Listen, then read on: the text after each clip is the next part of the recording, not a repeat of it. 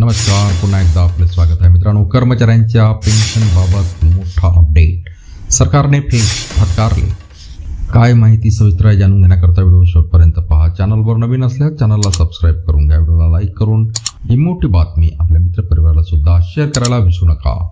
तर मित्रांनो, निवृत्तीनंतर कर्मचाऱ्यांसाठी पेन्शन हा एकमेव आधार असतो ज्यांच्या मदतीने तो म्हातारपण कोणत्याही त्रासाशिवाय जगू शकतो।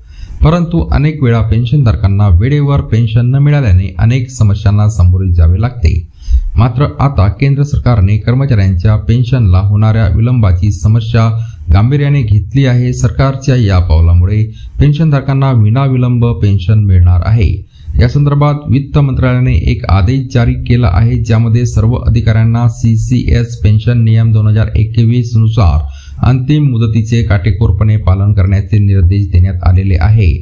टाइमलाईनचे काटेकोरपणे पालन करावे असे शासनाने म्हटले आहे। CCS पेन्शन नियम 2021 नुसार पेन्शन प्रकरणे वेळेवर पूर्ण करणे बंधनकारक आहे, जेणेकरून सेवानिवृत्त कर्मचाऱ्यांना वेळेवर पेन्शन मिळू शकेल। यासाठी कर्मचाऱ्यांना त्यांच्या सेवा रेकॉर्ड तपासून निवृत्तीच्या 1 वर्ष आधी इतर तयारी सुरू करावी लागणार आहे। ही आहे सेटलमेंटची प्रक्रिया। पहा मित्रांनो, काय आहे तर केंद्रीय कर्मचारी आणि त्यांच्या सेवानिवृत्तीच्या तारखेच्या 1 वर्ष आधी सेवा नोंदी आणि इतर पूर्वतयारीची पडताळणी सुरू करू शकतात। त्याचबरोबर सेवानिवृत्तीच्या 6 महिने आधी आवश्यक कागदपत्रे कार्यालय प्रमुखाला पाठवणे बंधनकारक आहे, तर पेन्शन प्रकरण 4 महिने आधी पेन्शन लेखा कार्यालयात पाठवावे लागते।